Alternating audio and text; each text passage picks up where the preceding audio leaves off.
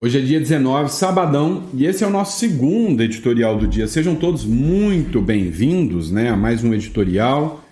Muita coisa acontecendo e vamos entender um pouquinho, né, o que pode acontecer, qual será o impacto, né, dessas ações do Lula contra o Donald Trump e do Donald Trump contra o Lula. Ou seja, a nossa novela tem um novo capítulo. O capítulo agora é a batalha do Lula contra o Trump. Nem podemos dizer que é do Brasil contra os Estados Unidos, mas quem vai receber, né, quem vai sentir o impacto mais, a minha visão, é o povo brasileiro. E a gente vai entender tudo isso aqui, tá bom?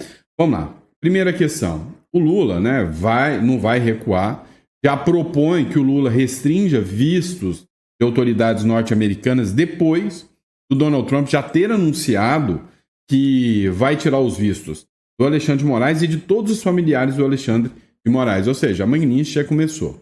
O Mark Lau Moraes, né, o Mark Moraes, que é um advogado norte-americano, ele disse que filhas de ministros americanos já tiveram vistos revogados aqui no Brasil, ou seja, o Lula não vai recuar em momento algum.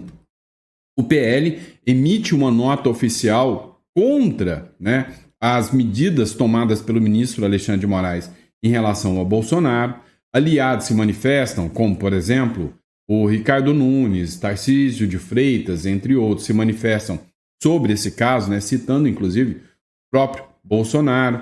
O Dr. Luiz Ovando, também deputado federal, também se manifesta, ou seja, criou, né, hoje um discurso pesado, né, sobre o que aconteceu ontem, que foi a ação do ministro Alexandre de Moraes, que começou um redemoinho.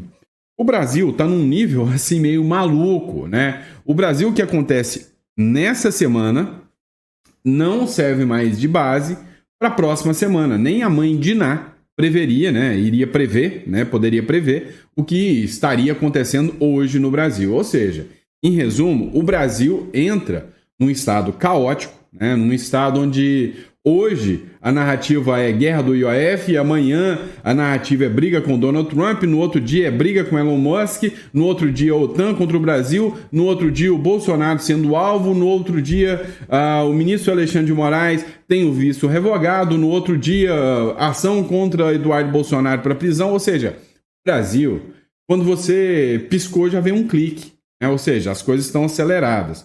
O Eduardo Bolsonaro mandou, né, resposta ao Alexandre de Moraes. Ou seja, a guerra começou. Não tem mais volta. Agora é ver qual dos dois lados, a direita ou a esquerda, vai capitular melhor essa guerra que começou. Vamos entender tudo isso? Então não esquece de se inscrever no canal, curtir, compartilhar. Isso é muito importante, tá? Então dá uma força pra gente, inscreva-se aí no canal.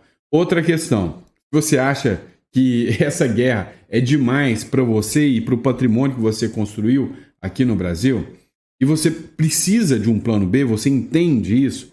Hoje uma das melhores opções é o Uruguai.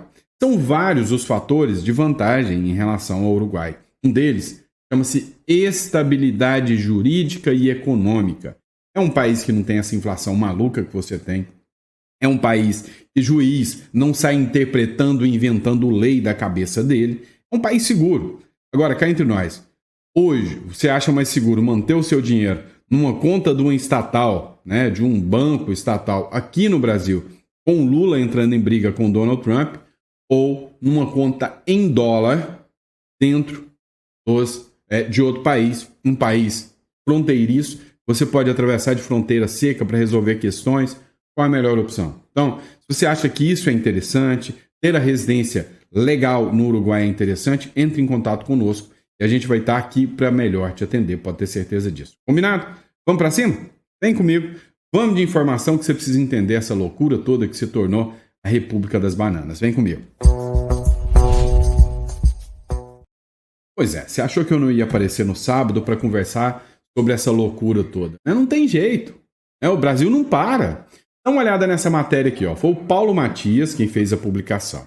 Os ministros vão propor a Lula restringir vistos de autoridades dos Estados Unidos. Nossa, eles vão morrer, né? Afinal, não vão poder visitar aqui o Beto Carreiro World, enquanto os ministros do Brasil não vão poder visitar, né, o Mickey.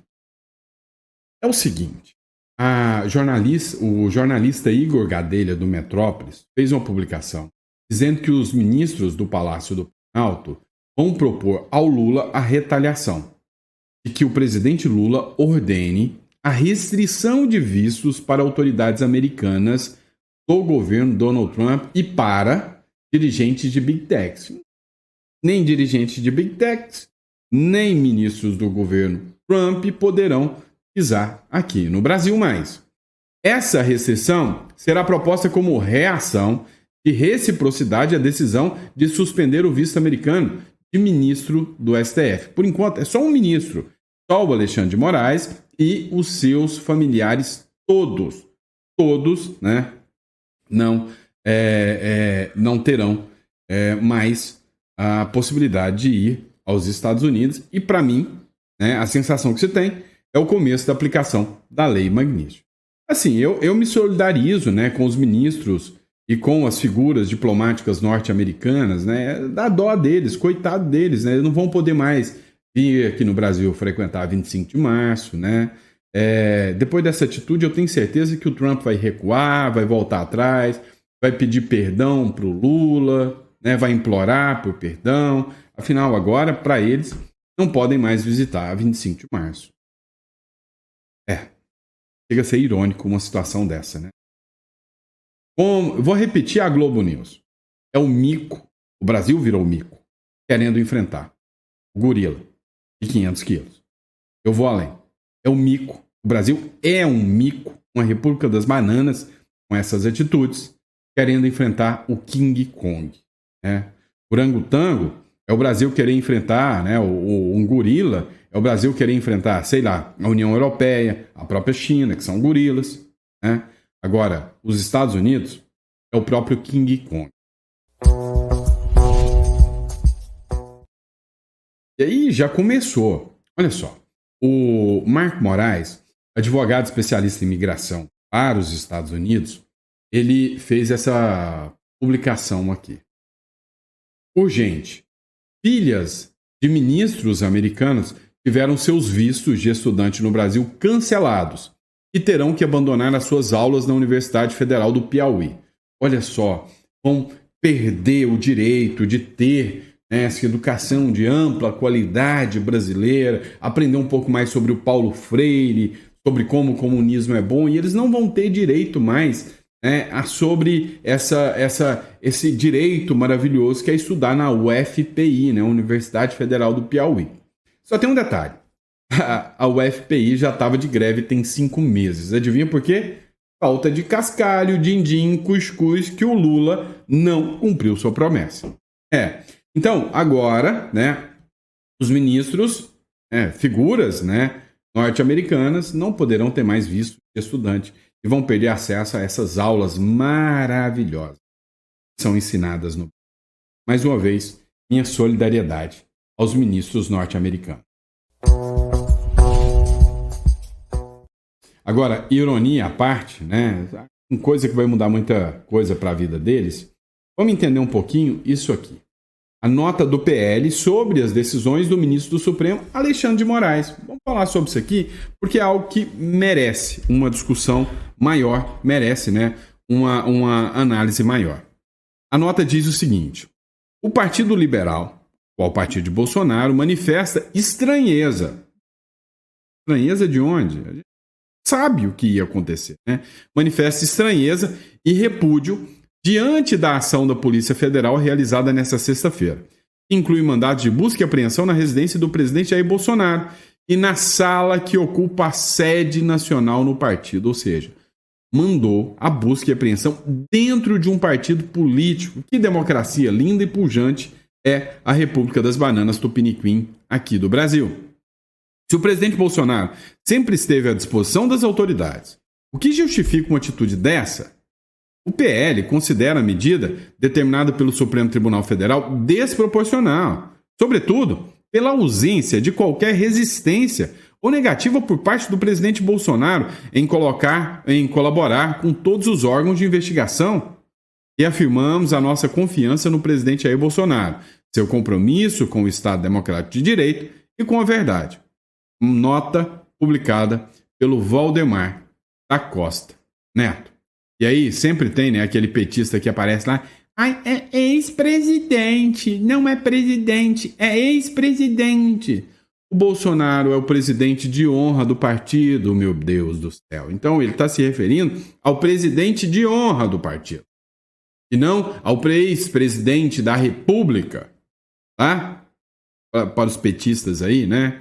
O Ricardo Nunes também se solidarizou com o Bolsonaro e classificou a ação da PF como um verdadeiro exagero. Parabéns ao Ricardo Nunes, né? Hoje, se manifestar politicamente no Brasil, aqui na República Tupiniquim, é um ato de coragem. Olha que legal. Nossa, então quer dizer que se eu expor o meu posicionamento político, eu sou corajoso? Sou. Quer dizer que eu entro em risco de ter bens confiscados, de estar num inquérito, de ser processado quando eu me exponho politicamente? Sim. Isso é democracia, não é? Na cabeça de alguns, é. Por quê? Porque são eles que estão mandando. A ideia é assim, se eu mando em você, democracia. Mas se você manda em mim, é uma ditadura sem vergonha, fascista, neoliberal, uma tirania, né? Uma ditadura dos opressores colonialistas sujeitos às ordens dos norte-americanos. É assim que a galera, né, das universidades aí, a galera da militância de redação trata, né? Então, é assim. O prefeito de São Paulo, Ricardo Nunes, prestou solidariedade nesta sexta-feira a Jair Bolsonaro após o ex-presidente ter sido alvo de mandados de busca e apreensão da Polícia Federal. Entre as medidas contra o Bolsonaro, a gente pode citar o uso de tornozeleira, proibição de usar redes sociais, também tem a proibição de chegar perto de embaixada, a proibição de conversar com o Eduardo Bolsonaro e outros que são réus de processo do Supremo Tribunal Federal. Também não pode ter redes sociais. Vamos lá. Bolsonaro é forte onde? Nas redes sociais. Não pode nem piscar nas redes sociais. Daqui a pouco, quem publicar algum vídeo do Bolsonaro em redes sociais, já era, né? Já Elvis, vai se lascar. Daqui a pouco, ou melhor, já é parte integrante dessas decisões, o Bolsonaro não pode nem dar entrevista mais. Fernandinho Beiramar podia dar entrevista. Quer saber de outro? Lula, de dentro da cadeia, pôde dar entrevista. Quer saber outro? Suzana von Richthofen. Ela fez nada demais, né? Podia dar entrevista de dentro da cadeia. Tem um caso aí do Drauzio Varela lá, onde ele deu uma entrevista, abraçou e se solidarizou com uma presa, né? Que era trans, que estava dentro da cadeia. Vocês lembram disso? Só porque ela estrangulou, matou e abusou de uma criança pequena. Mas ela pôde dar entrevista. E ainda foi tratada como pessoa injustiçada e recebeu o abracinho. Mas o Bolsonaro, mas esse criminoso, sem vergonha do Bozo, não pode dar nenhuma entrevista. Deu para vocês entenderem, né? O nível da democracia brasileira. Isso é que é democracia, né? O doutor Luiz Ovando, que é um deputado federal, ele se manifestou sobre essa publicação, essa ação, né, da Polícia Federal contra o Bolsonaro. Acompanhe aqui. Agora, Bolsonaro com tornozeleira. Eu quero dizer para você que há uma acusação tendenciosa, falaciosa, de que Bolsonaro é o financiador que atinge a soberania nacional. Só alguém transtornado do ponto de vista cognitivo para poder aceitar esse tipo de situação. O que Bolsonaro tem defendido é exatamente a justiça, que as coisas sejam e caminhem por um processo judicial adequado. Isso não tem acontecido. Bolsonaro vai ficar com a tornozeleira, o STF vai continuar comandando o país, infelizmente, a Câmara vilipendiada na sua estrutura existencial, porque representa o povo, e nós vamos continuar falando e acusando e mostrando que a justiça desse país só acontecerá verdadeiramente o dia que o Senado for resgatado e assumir o seu verdadeiro papel, lamentavelmente. Vamos lá. O que o Luiz Ovando quis direcionar aqui ao Congresso Nacional? É simples. Se o Senado não assumir a prerrogativa, tomar a postura de começar a fiscalizar a sancionar ministro do Supremo, seja com o impeachment, nunca haverá o sistema de freios e contrapeso. Ou seja, não vai ter recuo em momento algum por parte dos ministros do Supremo Tribunal Federal. E aí, no próximo bloco, a gente vai falar sobre a resposta do Eduardo Bolsonaro ao ministro Supremo Alexandre de Moraes. Olha só, a Globo News repercutiu a resposta do Eduardo Bolsonaro ao ministro Alexandre de Moraes. No cartaz, publicado pelo Gil Diniz, deputado, escreveu o seguinte: Eduardo Bolsonaro responde Moraes. Eduardo Bolsonaro publica forte mensagem em carta aberta, lida ao vivo por blogueira da Rede Globo. E aí ele continua da seguinte forma: Moraes está empurrando o Brasil para uma crise sem precedentes. A carta aberta, publicada há pouco por deputado Eduardo Bolsonaro, é muito forte e deixa claro: não vai recuar contra a tirania. Acompanha comigo esta publicação que foi feita, dentro da Globo News. Aqui, junto conosco, acompanha essa informação. Informação nova da Júlia Duailib, que já tem a manifestação de Eduardo Bolsonaro. Lembrando, Eduardo Bolsonaro primeiro fez um post no X e agora sim já tem uma nota oficial sobre o que Eduardo Bolsonaro se manifesta em relação a essa busca e todas as medidas impostas ao seu pai. Lembrando que Eduardo Bolsonaro está no mesmo contexto em que Jair Bolsonaro é alvo de busca e de outras medidas. A Júlia teve acesso aqui a essa nota, que é bem mais forte do que o tom usado por Eduardo Bolsonaro no post. O que a nota diz? Recebi com tristeza, mas sem surpresa, a notícia do que o Eduardo chama de invasão da casa do pai dele. Lembrando, a operação foi determinada pelo ministro Alexandre de Moraes, a pedido da PF e com concordância da PGR. Ele faz várias acusações e também vários insultos contra o ministro Alexandre de Moraes. Ele diz que ele usa, o Supremo como uma arma pessoal para perseguições políticas, além de outros insultos que o Eduardo Bolsonaro faz aqui.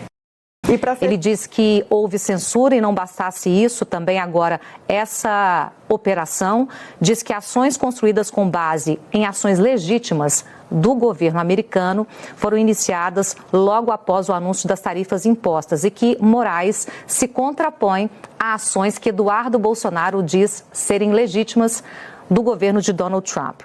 Eduardo segue: na prática, Alexandre de Moraes está tentando criminalizar Trump e o próprio governo americano. Como é impotente diante deles, decidiu fazer do meu pai um refém. Segue Eduardo Bolsonaro. Com isso, além de atacar a democracia brasileira, ele ainda deteriora irresponsavelmente as relações diplomáticas entre o Brasil e os Estados Unidos, num ato de sabotagem institucional de consequências imprevisíveis. Ele termina a nota falando que Moraes precisa entender que suas ações intimidatórias não terão mais efeito, que não vão parar, no caso, a família e os militantes, e que silenciar Bolsonaro não vai calar o Brasil. Ele termina dizendo que ele e milhões de brasileiros, ele que está lá nos Estados Unidos, como deputado licenciado, estão cada vez mais firmes, mais conscientes e mais determinados até que a nossa voz seja ensurdecedora. Está aí a declaração de Eduardo Bolsonaro. Tem informação... Pois é, vocês viram a declaração aí do Eduardo Bolsonaro, E, sabe, a Rede Globo vem repercutindo. Inclusive, o Eduardo Bolsonaro, que foi ridicularizado, pela Rede Globo, pelos ministros do STF, parece que agora o discurso já não é mais o mesmo. Até o Guga Chakra, de esquerda, ele falou que as ações do Donald Trump colocam a esquerda e a própria imprensa brasileira em desespero. Só o que ele diz. A citação, no primeiro parágrafo, na primeira frase do maior líder opositor do Brasil, do ex-presidente Bolsonaro, questionando a justiça brasileira, isso é inédito completamente em relação à postura do Trump nessa questão de tarifas, em relação a qualquer outro país. Isso dificulta muito as negociações daqui para frente, que, como o Otávio falou, uma coisa era negociar no âmbito comercial, aí bastava usar a estratégia Cláudia Sheinbaum ou o Emmanuel Lopes Obrador, a tática mexicana de lidar com o Trump, que é a mais bem-sucedida do mundo. mundo, né? Não tem o que dizer, o Trump respeita ali, parece que ele tem ele respeita Cláudio Sheinbaum, respeitava o López Obrador e acaba no final sempre chegando a um acordo, apesar das ameaças iniciais. Mas ele nunca falou de líderes opositores no México, nunca entrou nessa questão, em nenhum país. Então isso é extremamente delicado, deixa ainda mais complexa a forma como o Brasil vai reagir a essa carta do governo americano, porque envolve uma questão política e que não é uma questão, é uma questão judicial, de soberania brasileira. Então vai ser muito difícil essa negociação a partir de agora. Claro que o Trump, a gente sabe, né, tem até aquela frase, aquele taco, né, Trump always chickens out. Talvez com o passar do tempo ele vai negociando e ele esquece essa parte do Bolsonaro. Isso pode acontecer, mas nesse momento está ali no primeiro parágrafo. Aparentemente é o mais importante para ele, muito mais do que os BRICS. Sempre vou insistir que ele ignora países como Emirados Árabes e Egito, que são do BRICS e continuam grandes aliados americanos, o Egito recebendo bilhões dos Estados Unidos. Então não seria tanto BRICS, aparentemente, e ele próprio escreve isso, é a questão do Bolsonaro, é a mais importante, seguida pela questão das Big Techs, do que ele chama de censura. Agora... Vamos lá. Vocês precisam entender, né, desse discurso do Guga Chakra, que eu achei interessante mais de debater com vocês. O Donald Trump trata do Bolsonaro como ponto principal e mais importante. Lá no México, o Trump vive em embates com o México. Em momento algum, a questão política interna do México foi discutida. Em momento algum, o Trump jamais disse, olha, o México é uma ditadura que persegue opositores, dominada por criminosos. Nunca aconteceu isso em relação ao México. Já em relação aqui ao Brasil, esse foi o discurso direto do Donald Trump. O Brasil é uma ditadura que persegue líderes opositores e que o Bolsonaro é o assunto prioritário dos Estados Unidos. É o que acabou de dizer o Guga Chakra. Tá? E o que é o ponto interessante? O BRICS, que deveria ser o assunto principal do Trump, e aí o Guga Chakra fala, mas tem os Emirados Árabes, tem o Egito, que são aliados dos Estados Unidos, né? E aí, neste caso, o Donald Trump não dá a devida atenção. Peraí. Quem foi o cabeça dura que falou em acabar com o dólar americano? Foi o Brasil. O Lula é o mais radical de todos os integrantes do BRICS. Vocês não entendem o quanto o Lula é uma figura perigosa do ponto de vista internacional. O Lula é o mais radical nesse discurso anti-americano. E o cara tá aqui do lado.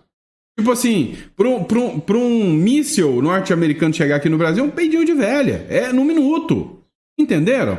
Então, assim, é perigoso ter um presidente tão obcecado, tão ideologicamente enraizado como o Lula contra outro, que também é doido. O Donald Trump também é outro maluco. Só que o cara tem um ideal, tem questões ideológicas totalmente contrárias ao Lula. Tá? Então, o Lula tem que entender que ele, perto dos Estados Unidos, é um nada. O Brasil não tem essa capacidade bélica, não tem essa capacidade econômica, não tem essa capacidade de mobilização, não tem essa capacidade de respeito e repúdio em relação aos demais. Já se fala em Brasil fora do BRICS. Entenderam?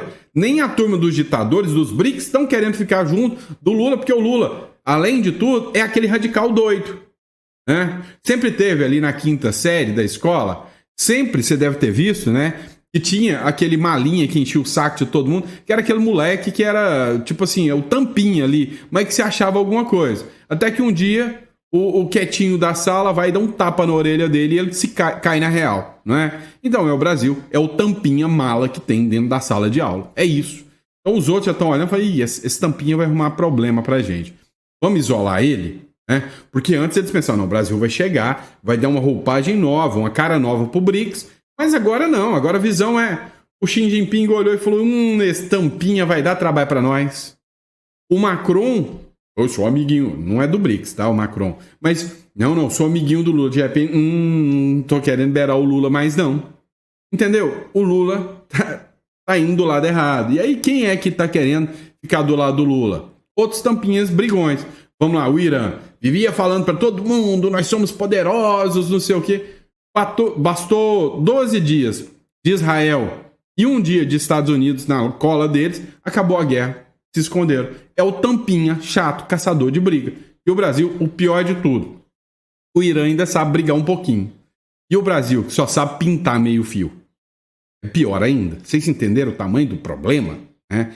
O negócio é preocupante, mas preocupante mesmo. Então essas retaliações do Lula, nós não estamos falando de questão bélica, mas essas retaliações do Lula de questões econômicas, cara, é o mico.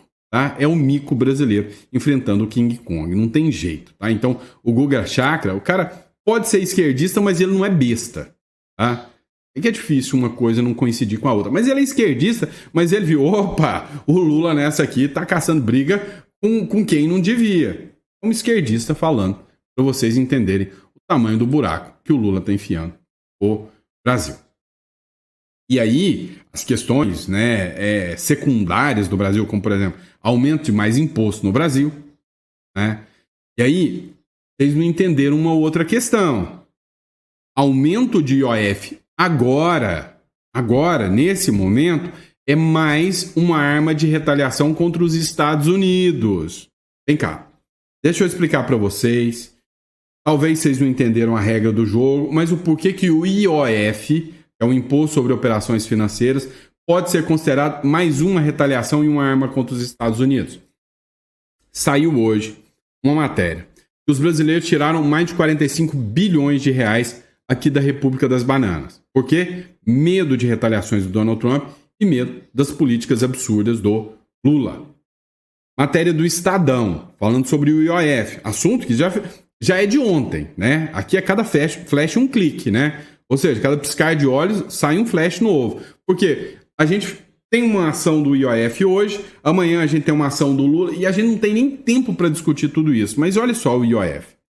Quando o dinheiro sai do Brasil, geralmente o investidor brasileiro tira o dinheiro do Brasil, do real, para investir em yuan, né, a moeda chinesa, né?